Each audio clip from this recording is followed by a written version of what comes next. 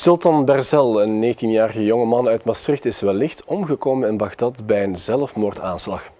De vader van Sultan Berzel vermoedt dat hij de uitvoerder was van de aanslag. Hij vertelde gisteren aan de Nederlands-Limburgse zender L1 hoe zijn zoon in 9 maanden tijd radicaliseerde en uit hun leven verdween. Met dit verhaal willen ze aantonen hoe snel het allemaal kan gaan.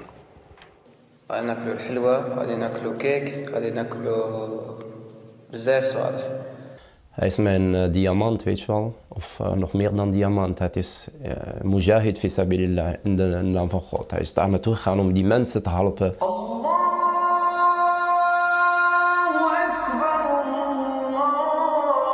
En ja, we hebben ook ons gevraagd van, hebben jullie enige idee? Ik zeg, ja, paspoort is weg, zijn kleren zijn weg. En volgens mij is hij naar jihad gegaan.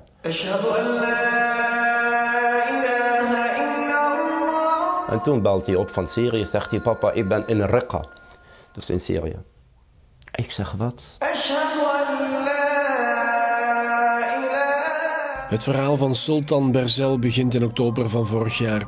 De jonge man uit Maastricht die toerisme studeerde, wordt van school gestuurd wegens wangedrag en zit thuis dagenlang te internetten. En hij vertelt mij ook, papa, je ziet toch dat wij toch niet hier welkom zijn. Onder de tapijt boven op zijn kamer lag daar het briefje, afscheidsbriefje.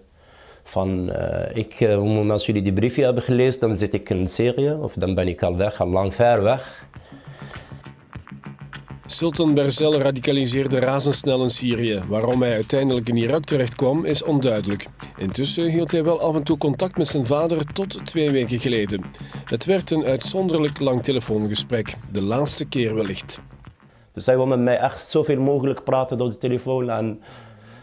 Maar ik heb zelf die dag nog niet eens gemerkt dat mijn zoon iets van plan om iets te gaan doen of dat hij niet meer zou terugbellen. Dus die jongen was normaal. Suicide bombings and car bombs, including an attack on federal police headquarters, killed 23 people in Iraq on Wednesday. Hij was echt een stille jongen. Ik denk dat hij nou in de hemel zit.